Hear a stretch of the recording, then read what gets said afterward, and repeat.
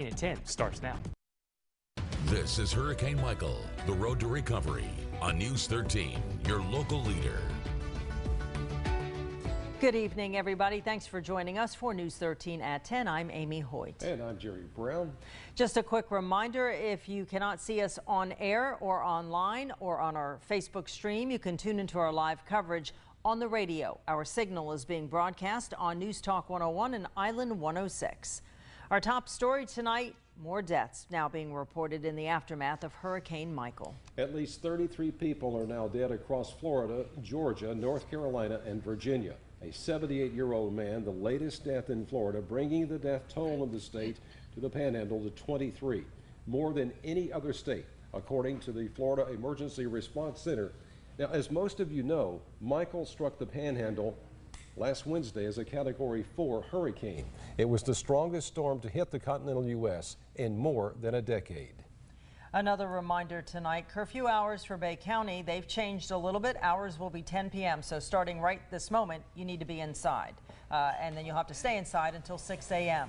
Alcohol sales will also be allowed during non-curfew hours. Crews will continue to patrol streets while that curfew is in effect all across the Panhandle. Elsewhere, an afternoon fire remains under investigation this evening in Panama City. Crews were called to the Firestone on 15th Street shortly before 3 o'clock. Now, we first brought you this breaking news story at the top of our 5 o'clock newscast. You can see in the video the building completely destroyed and leveled. Fire crews on scene tell News 13 that no one was inside the building at the time of the fire. Again, the cause of that fire tonight still under investigation. Governor Rick Scott issued an executive order Thursday extending midterm election voting options for those impacted by Hurricane Michael. Governor Scott's order applies to 8 counties. It details plans to ensure all voters are able to cast a ballot safely and securely. The executive order includes provisions to extend early voting and vote by mail options for hurricane survivors.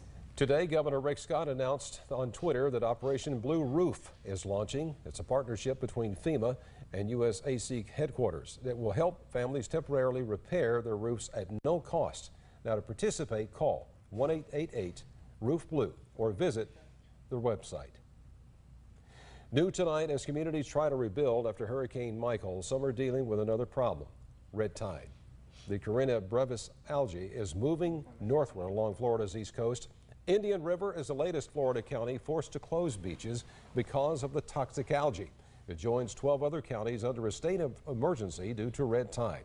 Now, some hoped the winds and swells from Hurricane Michael would help dissipate that problem, but that did not happen.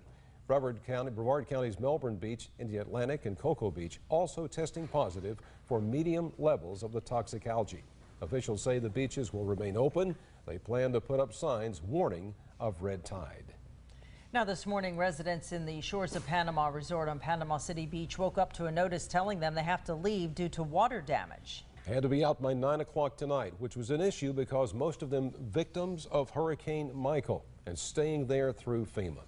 Now we've reached out to Larry Perry, attorney Larry Perry in Panama City. He says that technically a condominium owners association can make residents leave with very little notice if a building is deemed unsafe. Now, FEMA spoke to us earlier in the day on the matter. They're investigating the situation. As News 13's Chelsea Tedonio reports, they say the best thing for people to do is to keep in contact with them and continue to call. I just feel like it's wrong because, I mean, we're all in a crisis right now. Nobody knows where they're going to go. FEMA has already paid up to November 7th for people to stay here with children. And for them to just give us a notice at 6 o'clock this morning to let us know that everybody needs to be gone by 9 p.m. tonight, which is what time curfew is. So if everybody's standing out here on the road and half of us don't even have a car to get back, you know, to where we need to be, so then everybody standing out here with their children is pretty much going to get bothered by the police because the simple fact that 9 o'clock is supposed to be the curfew here on the beach and nobody's supposed to be walking around or anything like that. And then also I think it's really wrong too is every hotel that we have called, either the military has gotten those rooms, they've gotten the rooms, was it Fort Walton? It was, no, actually Edgewater Resorts. Got 2,500 state troopers and military people, and they're saying they're not giving it to family because they come first. I don't understand why everybody's not working together. Like, the beach, the whole Bay County got hit, but what people are not seeing is what's going on in Panama City where we're from. We have no place to place our kids. Our kids are losing out on education. They're losing out on the proper meals they need. They're losing out on clothing. They're losing out on just being children and enjoying themselves on life, on happiness. And this was a little bit of hope that they had coming here, getting out of shelters where they're getting mistreated in shelters as well. And then they stay here for 2 days and think that there's a little bit of hope, and then they get kicked out. I think it's just wrong. I think that this story needs to get bigger, and I think people need to come together. This is the time that people need to understand we need to love each other, work together, because without each other, we're not going to have anything. Do you know how many families are going to be here on the street in Panama City Beach tonight? People don't have vehicles. We've lost everything. We've lost cell phones, vehicles, homes. I mean, it's sad. It's devastating. People have lost jobs. I know I lost my job. We've lost everything. I've never thought I would be in a situation like this. I've never been through a hurricane. This is my first one, and I've heard that this is the worst one that has ever hit Panama City. And I just, right here, I'm lost. I don't know how to explain to my children that you can't stay here tonight, and where are we going to go? I mean, they've gotten set up, they've gotten comfortable, they've gotten, hot meals, showers, things that's necessities, not, luxuries, they're necessities, and now they don't have them. So what's next for Panama City? Because the governor gets on and he says, hey, we're all family, we're going to help each other. Well, where is the help? We're not seeing it. We're not seeing it as residents of Bay County. FEMA told us today they're concerned about that. They're checking about other options to help these folks. Important information now for Verizon wireless customers. Verizon expanding its offer of 3 months of free monthly access to its customers in 9 counties, all heavily impacted by Hurricane Michael. In addition to Bay and Gulf counties, every Verizon customer in Calhoun, Franklin, Holmes, Jackson, Liberty, Wakulla, and Washington counties will be affected by this free 3 months. Residents in the counties automatically credited for each line. The free service is for consumer, business, and public safety organizations. Well, today, for the first time, News 13 spoke with top officials at Verizon. The company's chief operating officer telling reporter Samantha Williams that she wants to apologize to Panhandle residents when it comes to cell phone service following Michael. It's been a week since the storm hit, and still several without phone service. Here with me, I have Verizon COO Tammy Irwin. Thanks so much for joining us, Tammy. It's been a week. Some people still without service here in the Panhandle.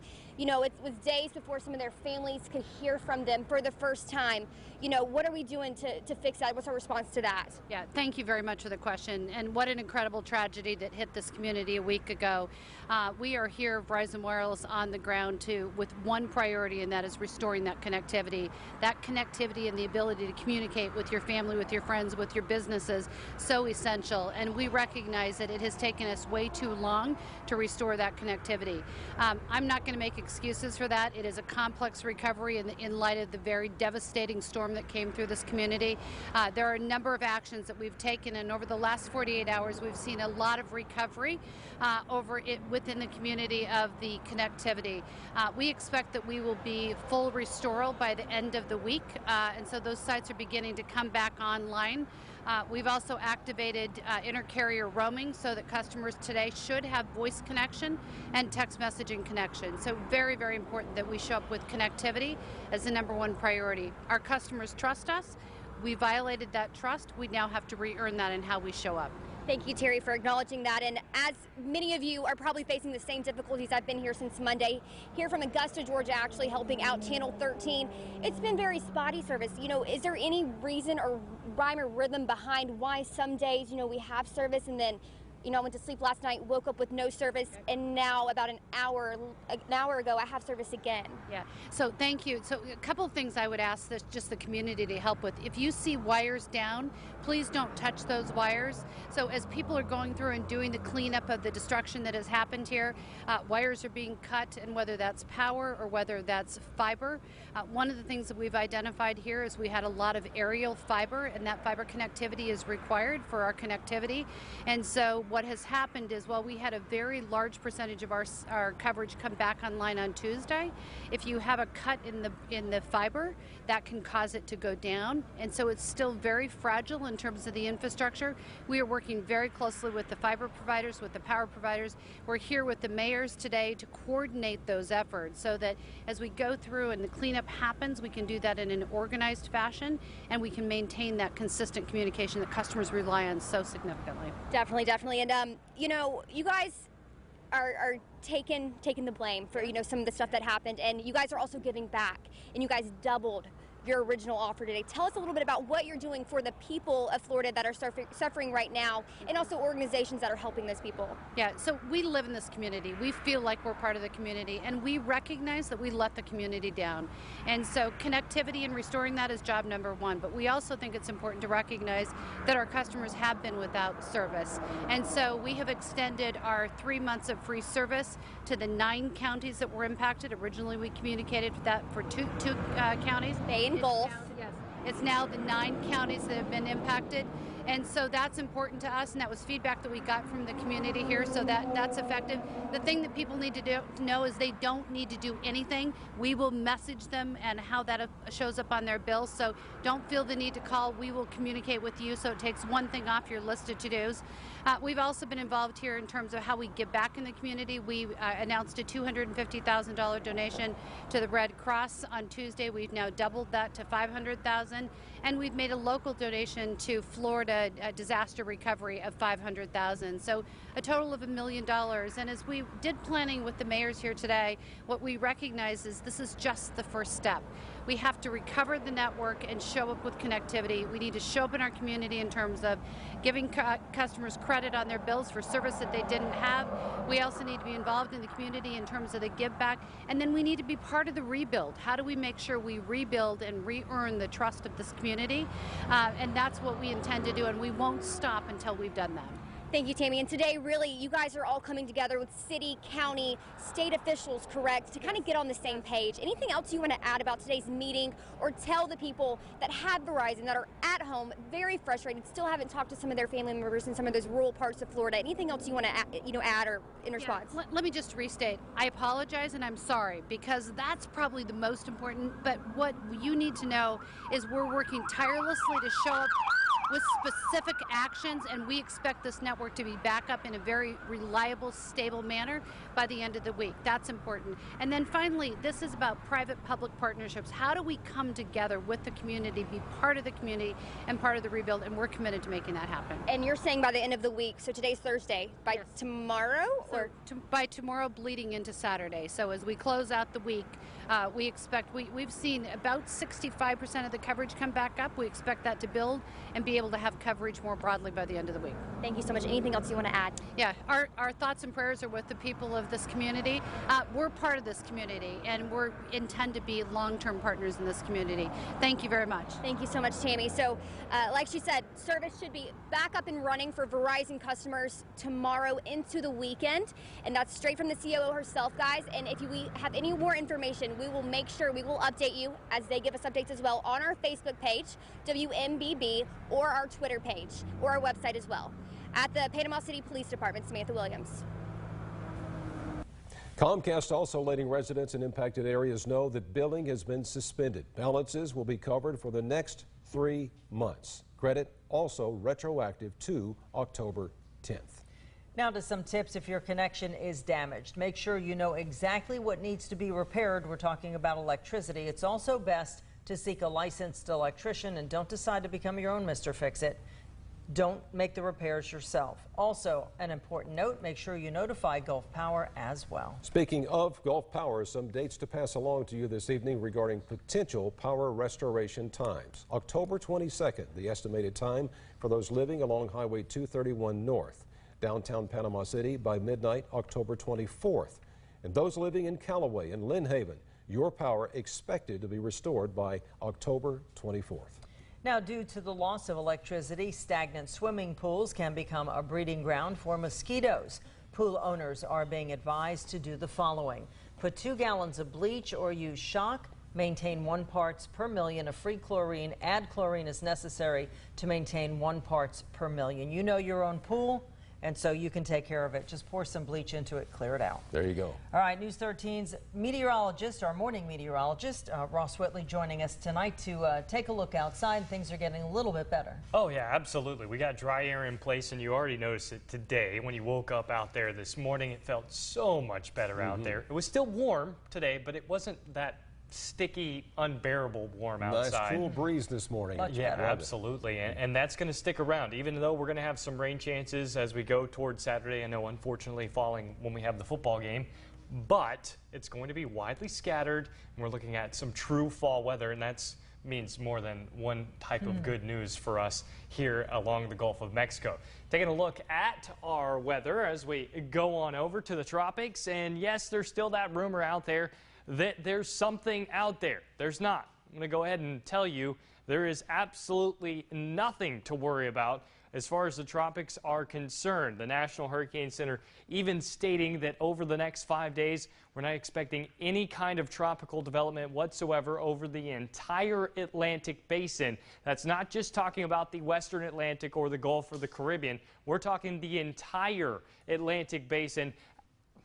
Absolutely no activity out there whatsoever. So that's good news. And with cold fronts coming in, like the one you can see right here, basically what that does is if any system tries to go toward that cold front, it would be caught up in the system and then immediately steered back off to the north and east. So even if we get something to develop way out in the Atlantic, it's likely that as long as we have these cold fronts coming through, these troughs digging into the east, we're not going to see any kind of tropical activity. We were talking about dry air that was in place. This is the dry air we're talking about. Anytime you see this yellow or orange on the map when we're talking about water vapor, that is showing dry air extent across the upper levels. Where you see the blue and white, that is moist air. So our temperatures out there much more manageable. As we go through the rest of tonight into the early morning hours, we're going to see those temperatures continue to drop down into the lower 70s. We should be about 70 degrees or even cooler right along the coastline as we wake up tomorrow morning.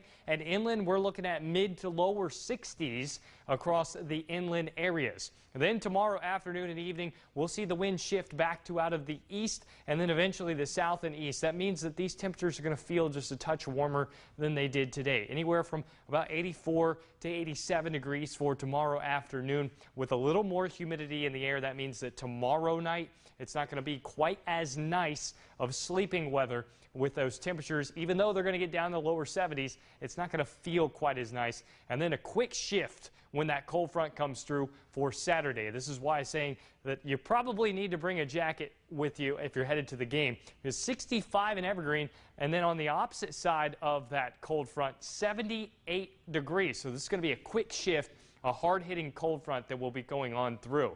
That cold front that we dealt with yesterday, it is long and gone. High pressure in control. That keeps us dry tomorrow. The next cold front swings in on Saturday. Just limited chances at shower activity across the day on Saturday. Then some very cold air across the south and east entirely. That it dries us out again for a few more days. That also means our temperatures, they're only going to get up into the 70s as we head into the weekend. So that is some excellent news. Looking at 85 for our Friday, just a 20% chance of an isolated shower. 83 on Saturday, 50%. But again, we're talking 0.2 of an inch of rain or even less than true fall weather for our Sunday. Our high on Sunday, coastal areas, how about 73 degrees? 58 for our overnight lows. And we talked about this earlier. You might need that extra blanket or two both Saturday night and Sunday night with those temperatures down in the 50s. It's going to feel quite chilly. I would even dare to say cold, and inland especially. 83 to 70 by the time we head into Sunday. Overnight low down into the 40s. So definitely going to be cool out there, but it does mean that we are shutting down the tropics. Some very good news. Jerry, Amy? All right, thanks so much, Ross, for that forecast. We appreciate it. Yeah, we do much. Well, the road to recovery continuing to happen across the Panhandle. News 13's Megan Myers checked in with the owner of Comic Emporium in Panama City as cleanup efforts are underway there. To some, this may be an ordinary comic book, and this may be a regular toy, but to many, these comic books and these action figures are a lifestyle and a way to bring the community together. Now, right now, we are in Panama City at the Comic Emporium, and if you take a look around, you can see the destruction that has happened to this business that has been in the location for 18 years. The ceiling has completely came down, there's glass all over the floor, and there are dozens of items that are missing from the shelves. I'm going to go ahead and introduce all of you to the owner of this business. Tell us a little bit about what this was like when you first saw the destruction that has happened to your building. The devastating. It was more so because at that time I didn't know if my kids were okay. I hadn't heard from them. I wasn't able to find them. They were in Callaway when it hit. And so when I saw the building, I just broke down. And as I stood there in the parking lot crying, my kids drove up. They knew where to find me. And so this place does have meaning. It does have worth, not just the toys on the shelves, but it's meant a lot to a lot of people for a very long time. Now, Greg, you were telling us earlier that you actually invited your customers to come out here and help you clean up the building, and you were surprised that a lot of people showed up. Tell me about that. I was amazed. Again, yeah, we organized a cleanup day today to try and get the place back in order. Thank you so much for sharing your story. Thank you very much. And this building, like I said, Greg has owned this place for 18 years. It's meant a lot to the community, and I want to go ahead and show all of you one last time just how much destruction has happened to this area. And once again, it is very sad that people are breaking into these damaged businesses and stealing things because, as I said, people are really trying to focus on moving forward and coming together, and it was great to see that a lot of people were out here helping this man today to try to get his shop back up and cleaned. Right now, I'm reporting in Panama City. I'm Megan Myers, News 13. There are many people in the Panama City area still without running water and power, and the community is coming together to help each other out. Churches playing a big role in that. Katarina Lukatic reports now from a church providing supplies and thousands of meals.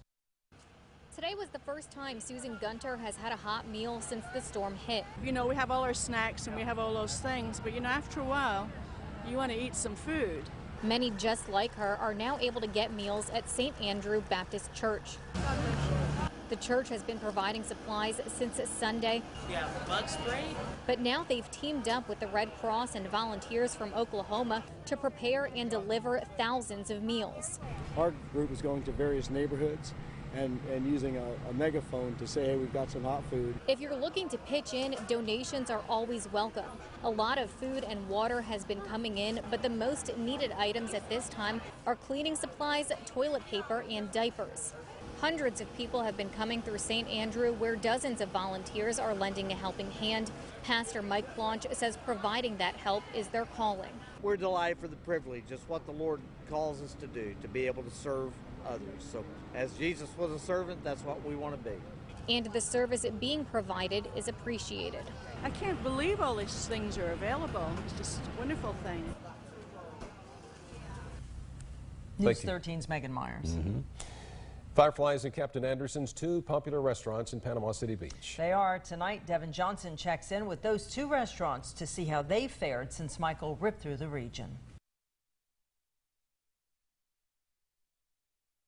People from all over the country travel here for the beach and the good food. Hurricane Michael's impact put a halt on most people's trip to these eateries. One restaurant manager says they're focusing on taking care of his employees. We as a business, we're not worried about, making profits. We just want the employees to be able to get some money back in their pockets. Captain Anderson's had minor damage to the restaurant from the storm. Petronas says even though they got a little damage from the restaurant, it's going to be a little different for a while. Customers come for the seasoning and the friendly customer service, which will be different since most of them have been affected by Michael. If they can't make it or if they have to leave because that's what's better for them, obviously, we're supporting them in any way we can. Those who can make it, then we got open arms with, coming back to work. Another popular spot on the beach is going to be under repairs for some time. I got a first-hand look on the damages Firefly took from the storm. Danielle Mills says some parts of the ceiling collapsed, causing rain to get in. Unfortunately, this was one of the ones that didn't make it. The ceiling kind of failed in multiple areas right here as well as behind this bar. So we've had to rip up all this flooring and once again with the dehumidifiers trying to get the moisture out of this room.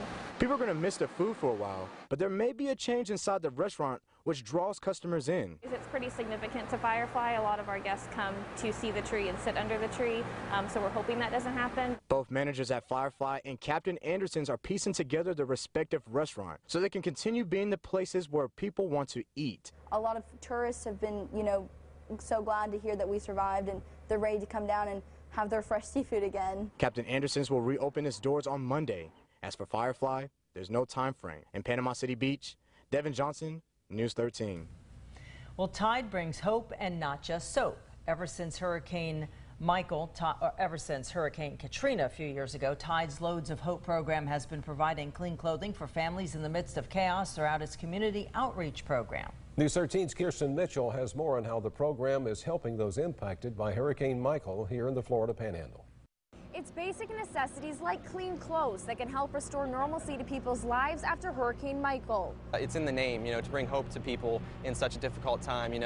Something as simple as clean clothing for people really can go a long way during such a difficult time. A sense of hope in Callaway as volunteers from Matthew 25 Ministries wash load after load of clothes. They traveled all the way from Cincinnati to help the people of Callaway without water. We can do 2 loads of laundry per household per day.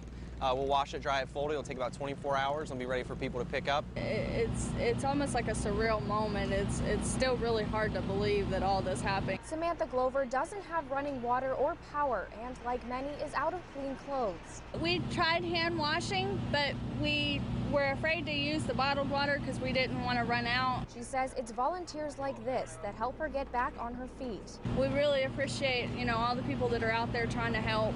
It's definitely made it a lot easier. While there's so much devastation and pain, people are coming alongside each other and helping each other out. Whether they know each other or not, they're trying to help each other and just working together to try to restore the community. And just such a cool thing to see with the people in Florida here working together. Tide Loads of Hope will be here at the Callaway Walmart every day through the weekend beginning at 10 a.m. They can only do 200 loads, so they recommend you get here early. Reporting in Callaway, Kirsten Mitchell, News 13. What a great process. Don't you know it? It's all coming together. Quick look at the weather. Yeah, the weather's been fairly nice for us and dry. We're going to continue that. We're just going to get some cooler temperatures. And as we go through Saturday, about a 50% chance of showers, and then we get that nice cool off. So it's a good thing. You can take that jacket and the umbrella with you as you head out to Tommy Oliver on Saturday. Thanks, Thank you, Ross. Well, we leave you tonight with a look across the Florida Panhandle. We want to thank you for making News 13 part of your Thursday night. Our news will continue tomorrow morning starting at 9 and continue throughout the day. Have a great night.